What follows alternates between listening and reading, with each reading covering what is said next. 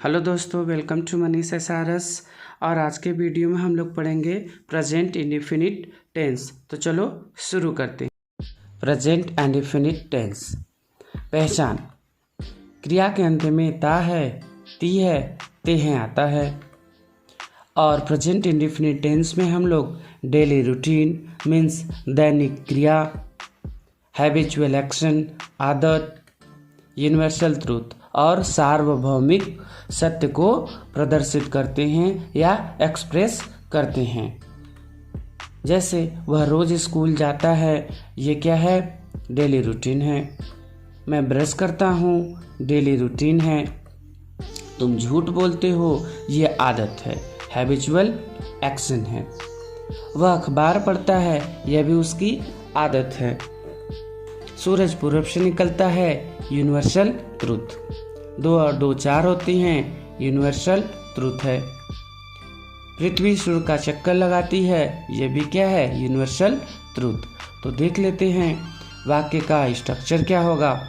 अगर वाक्य आपका सकारात्मक हो या अफर्मेटिव हो तो सबसे पहले सब्जेक्ट लगाते हैं, फिर वर्ब का फर्स्ट फॉर्म आता है, उसमें यस या ईएस जोड़ते हैं, फिर उसके बाद ऑब्जेक्ट लगाएंगे, फिर अदर वर्ड्स आता है। जैसे वह पढ़ता है, ही रीड्स।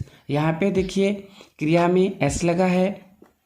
तुम स्कूल जाते हो, यू गो टू स्कूल। यहाँ पे क्रिया है गो, जाना, और यहाँ पे यस और यस नहीं लगा है।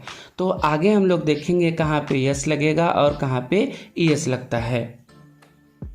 मैं किताब पढ़ता हूँ, आई रीड बुक। अब ट्रांसलेशन का रूल्स हम लोग देख लेते हैं कि वाक्य को ट्रांसलेट कैसे करते हैं। मीन्स अगर वाक्य में ही, सी, इट या किसी का नाम आ जाए, एक वचन करता हो, तो क्रिया का फर्स्ट फॉर्म और उसके अंत में यस या यस लगेगा और प्लूरल में नहीं लगता है। जैसे वह पढ़ता है, ही रीड्स। अब यहाँ पे देखिए लास्ट में यस ऐड हुआ है। राम घर जाता है, राम गोज होम।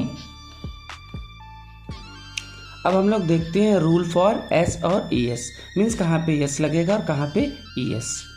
जिस एक वचन क्रिया के अंत में एस या double S, S H, C H, O और एक्स आए तो उसके अंत में ईएस लगता है और बाकी के सभी के साथ केवल यस लगेगा।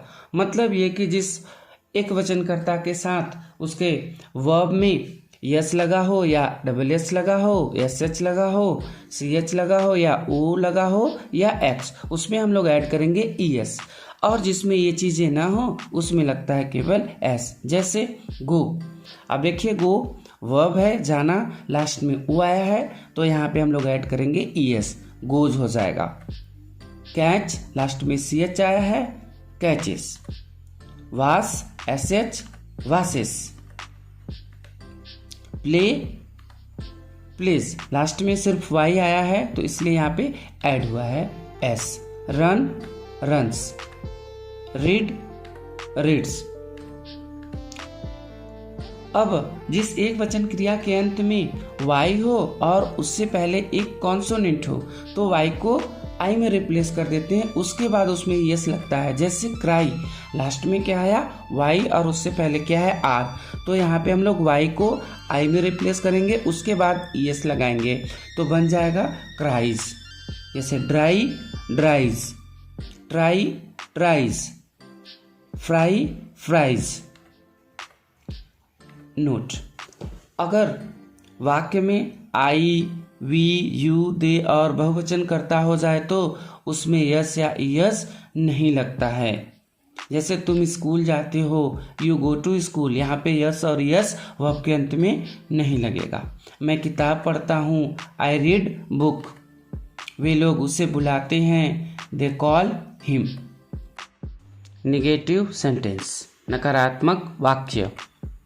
तो नकारात्मक वाक्य के लिए सबसे पहले सब्जेक्ट लगाते हैं, फिर डू डज में से कोई एक, उसके बाद नॉट क्रिया का फर्स्ट फॉर्म लगता है और यहाँ पे यस या यस नहीं लगाते हैं, उसके बाद ऑब्जेक्ट आएगा, फिर अदर वर्ड्स आता है। जैसे रूल देख लेते हैं इसका।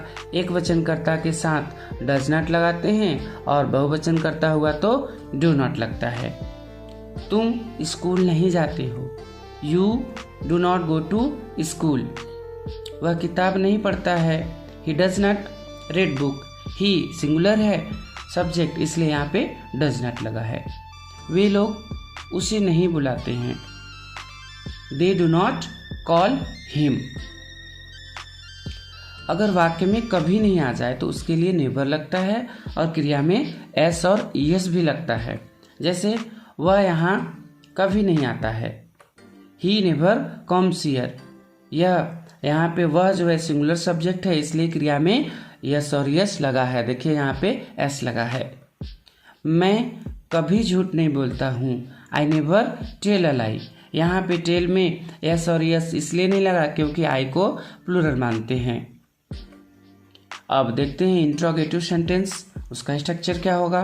तो सबसे पहले डू और डज लगाते हैं, उसके बाद सब्जेक्ट आएगा, फिर क्रिया का फर्स्ट फॉर्म, फिर ऑब्जेक्ट, फिर अदर वर्ड और लास्ट में क्वेश्चन मार्क।